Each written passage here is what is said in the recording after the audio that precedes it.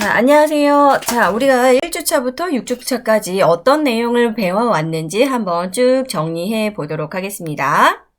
자, 여기에서는요, 전체적으로 맥락을 좀 잡아가셨으면 좋겠어요. 그래서 전체적으로 우리가 처음에 어떻게 해서 이 흐름을 조금 기억을 하시면 여러분한테 도움이 되실 것 같습니다.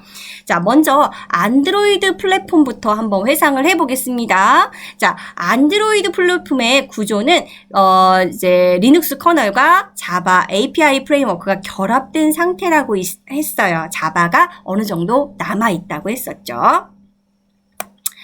자, 그리고 코드가 스마트폰에서 실행되는 과정들이 있었습니다. 그래서 코드를 작성하고요. 그리고 설치 파일이 생성이 되는데 빌드를 통해서 하는 거죠. 그리고 설치 파일 생성되고 얘를 업로드를 하게 되면 파일 검증이 될 거고요. 그리고 앱을 등록을 할 수가 있겠죠. 그런 다음에 앱을 선택하고 설치를 하게 되면 그 플랫폼 하드웨어에 따라서 플랫폼을 그 버전 체크를 할 거고요. 그 안에서 AOT 컴파일 설치 관한 체크라던가 또 그것을 또 클릭해서 설치를 처음에 했을 때 말고 그 클릭했을 때 또 들어가면 또 설치가 되잖아요.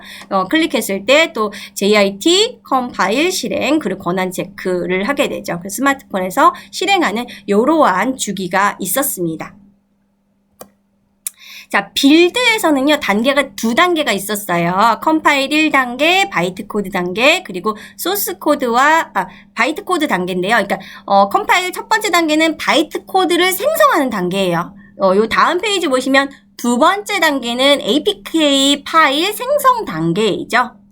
자, 바이트 코드 단계에서는 소스 코드와 리소스 라이브러리까지 한 번에 컴파일 해주는 거. 그래서 바이트 코드로 컴파일 된다는 거. 자, 그 다음에 2단계에서는 APK 매니저로 1단계에서 생성된 파일과 개발자가 설정한 패스워드를 조합을 하죠. 그래서 설치 파일인 APK 파일을 만들었습니다.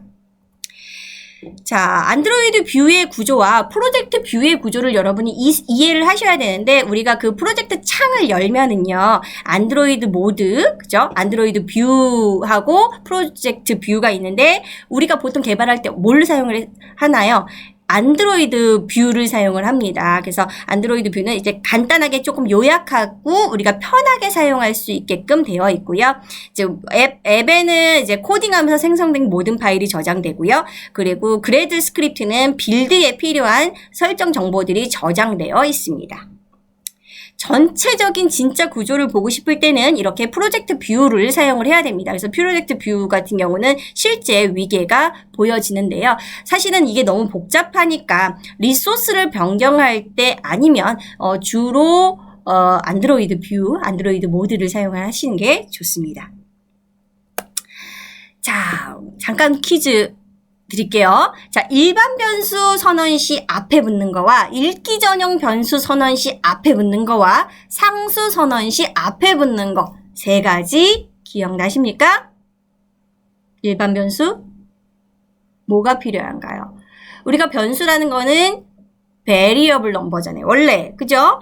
variable에서 var이 r로 만들어진 변수 선언 시. 그리고 읽기 전용 변수는 뭐예요? value, 원래는 값인데 value라는 그 val이라는 것을 이용을 해가지고 축약해서 읽기 전용 변수를 했었죠. 물론 상수도 읽기 전용이긴 하지만 상수 앞에는 뭘 쓴다? const라는 거 있었습니다. 우리가 사용을 안 하다 보니까 조금 잊으셨을 수도 있어요. 자, 그래도 요런 게 나왔을 때는 알아야 되니까요. 자, 요렇게 얘는 variable의 약자고요. 그리고 얘는 value의 약자. 그래서 사실은 비슷하게 합니다. 그래서 var, val 이런 식으로. 그리고 상수 앞에는 const, val을 써줍니다. 자, 코딩 컨벤션이라는 게 있었죠? 컨벤션은 우리가 습관적으로 코딩을 할 때 사용을 해야 되는 것들인데, 나 혼자만 독자적으로 새로운 컨벤션을 만들면 안 되겠죠. 모든 사람들이 쓰는 것을 같이 사용을 해야 되는데, 우리가 클래스명 첫 글자만 대문자를 쓰고요. 함수라던가 변수 같은 경우는 첫 글자가 다 소문자입니다. 그리고 상수는 모두 대문자. 입니다. 그리고 다른 녀석들은 다 캐멀 케이스를 사용을 하는데 상수 같은 경우만 언더바를 이용을 해서 스네이크 케이스를 사용을 합니다.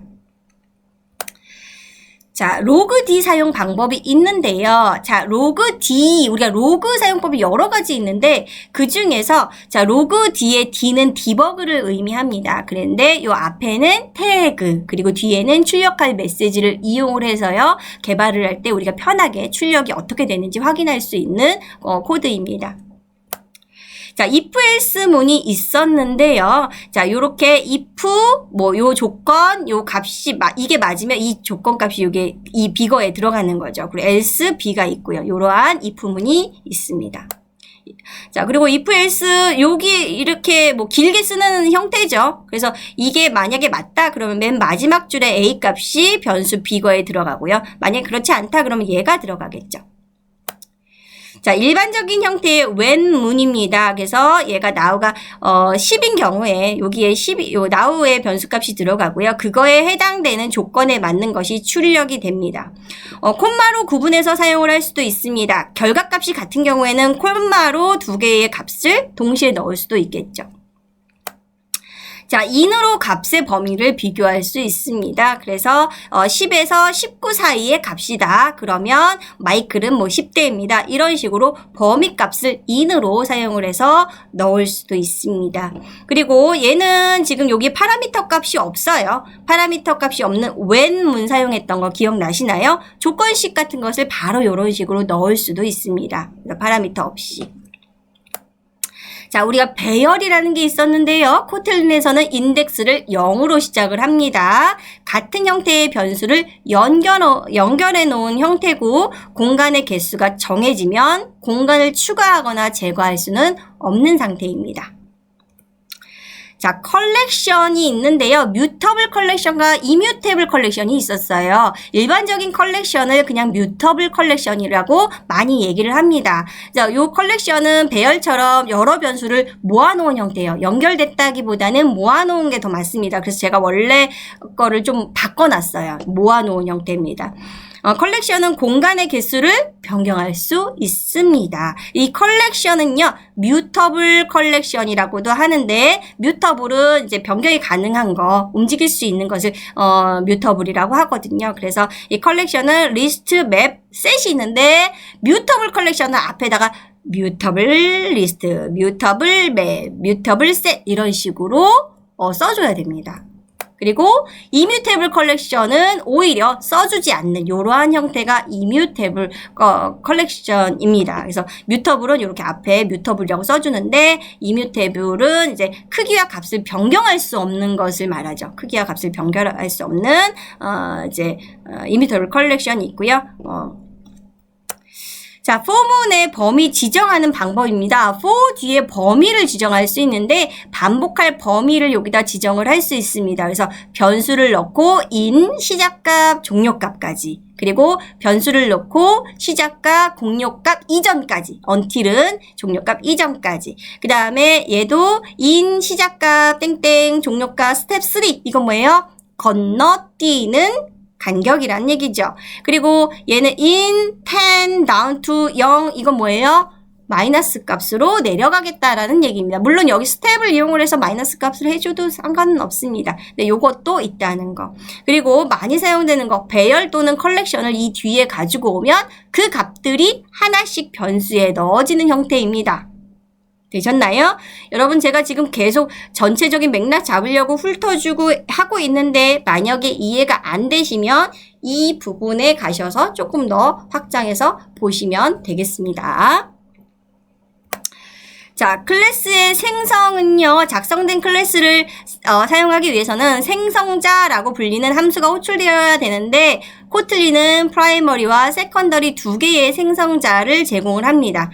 코틀린의 클래스 사용은요, 함수의 사용과 매우 비슷합니다. 그래서 조금 더 우리가 받아들이기가 편한 구조로 되어 있어요. 근데 내용이 좀 많아요. 막 디테일한 내용들이 많아서 이 부분도 조금 더 내가 생각이 안 난다 하시면 그 부분에 다시 한번 확대해서 보시기 바랍니다.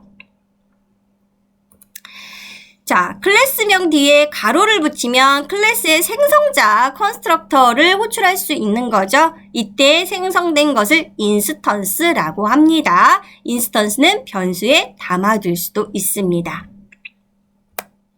자, 오브젝트라는 게 있었어요. 자, 오브젝트를 사용하면 생성자, 가로가 붙은 그 생성자 없이도 바로 사용을 할 수 있는데 인스턴스를 만들지 않아도 오브젝트 안에 프로퍼티와 메서드를 호출해서 바로 사용할 수 있었어요.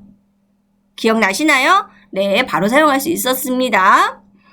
자, 그 다음에 데이터 클래스라는 게 있었어요. 데이터 클래스는 보통 한 줄 클래스로 많이 사용이 됩니다. 간단한 변수를 저장하기 위해서 사용이 되고요. 형식은 뭐 데이터 클래스라는 키워드를 사용해야 되고 매개 변수는 var 또는 val을 붙여야 합니다. 한 줄로 모두 표현해야 해서 요거 생략은 불가능하다. 이거 보통 제가 적어놓진 않았지만 보통 어디다 쓸 때 사용을 한다?